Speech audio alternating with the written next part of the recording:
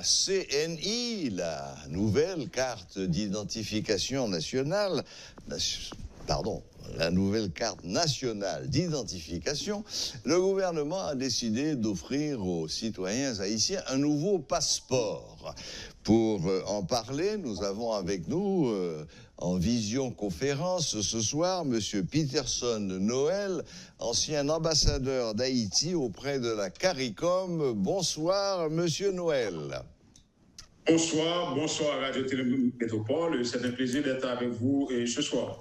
Bon, donc, nouveau passeport. Qu'est-ce qui caractérise ce nouveau passeport et pourquoi cette urgence? Bon, est-ce qu'on peut dire que c'est un nouveau passeport? Moi-même, je dirais non. C'est juste, il y a des informations nouvelles qui ont été ajoutées au passeport. C'est juste pour se mettre au pas et concernant notre intégration et à la communauté de la Caraïbe et la CARICOM. Maintenant, comme vous le savez, Haïti a intégré la communauté de la Caraïbe en 2002. On a ratifié le traité publié dans le journal Le Moniteur.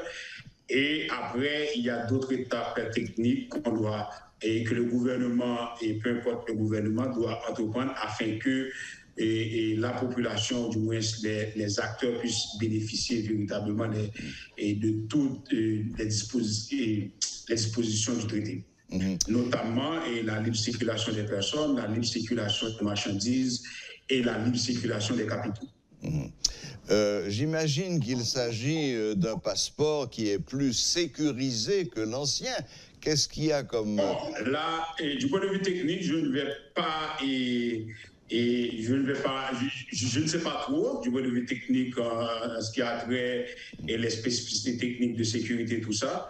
Mais je sais, au niveau de la région, au niveau de la CARICOM, et les gens s'identifient comme des citoyens de la CARICOM. Et avec le passeport nous dit et automatiquement, dès qu'on, par exemple, si on arrive aux États-Unis ou du moins si on arrive en Europe, et le passeport vous dit que vous êtes un citoyen de la Caraïbe ou un citoyen de la communauté de la Caraïbe. Oui. Mais maintenant, le gros débat, et puisque je peux anticiper, c'est la fameuse question de la libre circulation des personnes. Et je veux mettre un bémol dans le traité. Et il y a deux aspects dans le traité qui traitent la circulation des personnes. Il y a d'abord la libre circulation des personnes qualifiées. Ça veut dire que les journalistes, les économistes, les universitaires, les sportifs et tout ça, et ces gens-là, dès qu'on sera prêt, on aura la possibilité de migrer dans n'importe quel pays de la CARICOM sans avoir aucune autorisation, sans avoir besoin de permis de travail, en d'autres termes.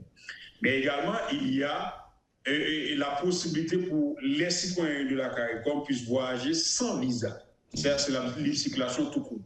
Et c'est bien spécifié dans le traité Chagas-Ramaz, à l'article 7, qui dit qu'aucun pays ne doit pratiquer de discrimination sur la base de la nationalité. Mais malheureusement, dans la réalité, c'est tout autre chose, puisqu'il y a beaucoup de pays, notamment la Barbade, Trinidad et même la Jamaïque, qui pratiquent des formes de discrimination envers les pays les plus pauvres, notamment Guyana et Haïti, par exemple. Mais il faut faire cette différence. Il y a la possibilité de voyager pour un court séjour. Normalement, le traité interdit toute forme de discrimination.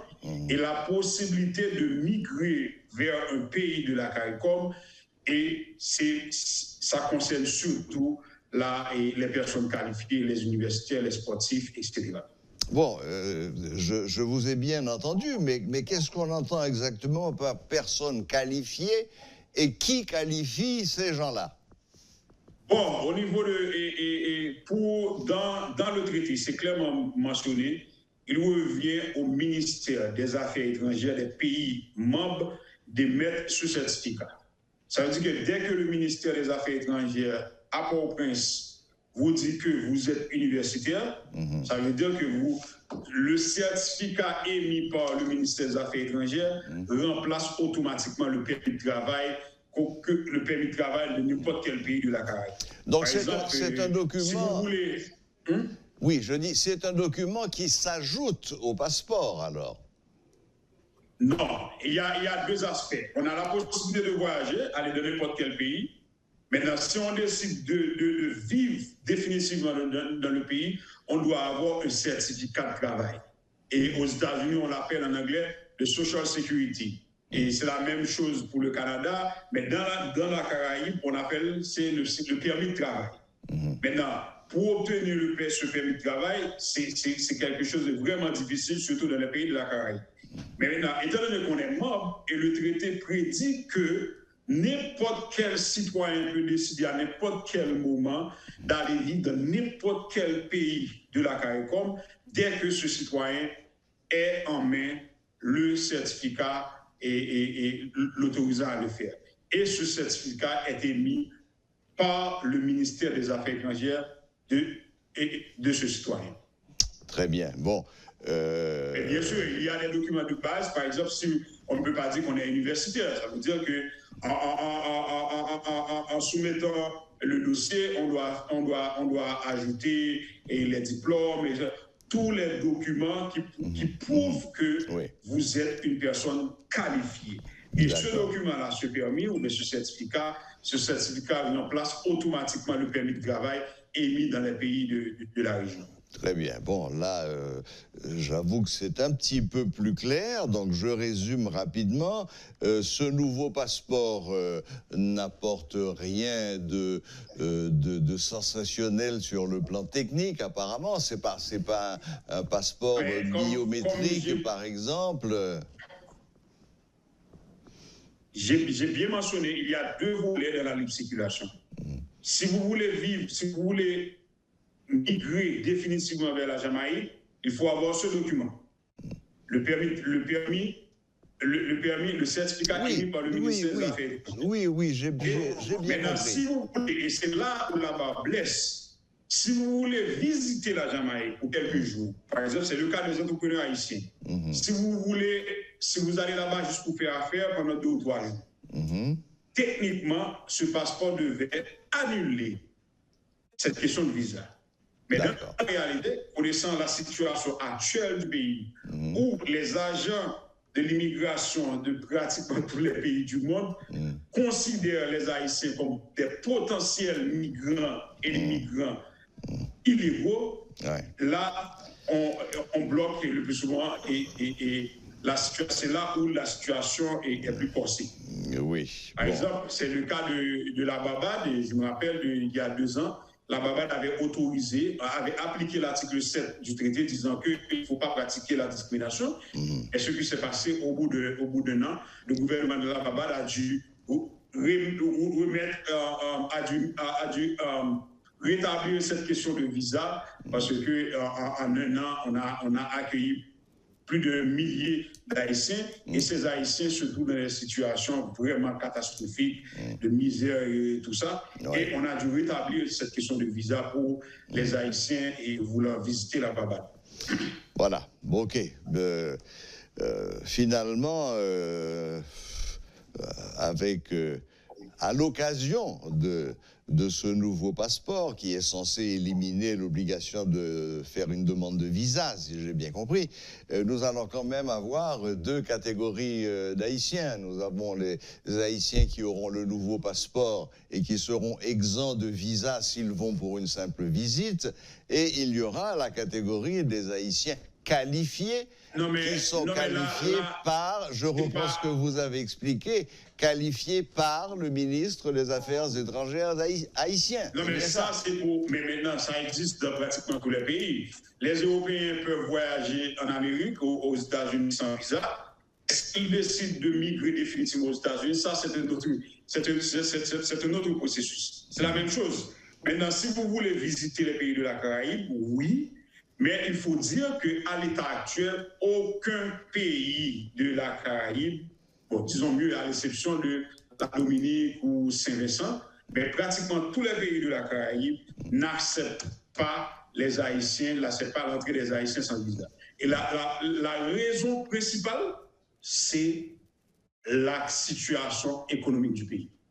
Oui. Parce que dès qu'on est dans une situation de pauvreté absolue. Et par exemple, on est haïtien. Lorsque vous allez à l'aéroport de son ouverture, on voit cette ligne des gens qui partent vers l'Amérique centrale, vers l'Amérique du Sud, tout ça. Maintenant, dès qu'il y a une opportunité, les Haïtiens laissent le pays et ne reviennent plus.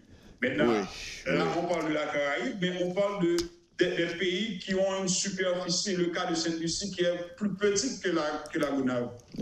On parle de la Barbade qui a une superficie, disons, égale à la Gonâve. Ça veut dire que ces gens, bien qu'ils sont riches, la Barbade a un revenu per capita équivalent aux pays développés, mais du point de vue démographique, du point de vue espace, ils n'ont pas la capacité d'accueillir autant d'Haïtiens. Vous imaginez, si une population de 300 000, ça veut dire que c'est moins que Cité Soleil. Ils n'ont pas les moyens d'accueillir ces gens. Oui, moins que Cité Soleil. Bon, oui, monsieur Peterson Noël, donc on espère, on va voir si ce nouveau passeport va un petit peu arranger les choses du côté des visas, mais enfin, apparemment... non, le passeport ne va rien arranger. La seule chose qu'on va faire, c'est de mettre de l'ordre à l'intérieur. Si le passeport ne va rien arranger, pourquoi se lancer dans ce nouveau passeport, là, maintenant, alors qu'on est en pleine période de préparation de référendum et Bon, le passeport, c'est pas une décision. C'est une décision de mettre ce passeport. C'est pas une décision du gouvernement actuel. C'est un engagement pris par l'État haïtien depuis 2002, depuis l'intégration d'Haïti à la CARICOM. Maintenant, on est obligé de le faire. Maintenant, cette question d'ouverture, d'élimination de visas par les autres pays, il revient au gouvernement haïtien de travailler avec ces pays, mais il faut mettre de l'ordre à l'intérieur. D'accord. Maintenant, regardez, on est devenu, en 5 ans, on est devenu beaucoup plus pauvre qu'avant. Il y a 5 ans, on avait 2 millions de personnes vivant dans une situation de vulnérabilité, de pauvreté, etc. Aujourd'hui, on est passé à 4 millions. On est le seul pays à régresser avec une rapidité et avec une rapidité pareille. Là, et lorsque les autres pays, du moins les ministres de l'économie ou les ministres des Affaires étrangères des autres pays lisent ces rapports, ils vont durcir leur position et interdire l'entrée des Haïtiens. Et peu importe le statut. Bien sûr, tout cela est bien compréhensible. Donc, merci, Monsieur Peterson Noël, de ces explications, de ces éclaircissements. Donc, finalement, le nouveau passeport sera frappé de 2 C. En fait, c'est comme pour l'Union européenne, où tous les passeports sont comme pour la communauté avec France, Allemagne, Italie, etc., etc. Très bien. Eh bien, merci, Monsieur Noël. Bonne fin de journée et à bientôt. OK, bonne fin de journée, à bientôt.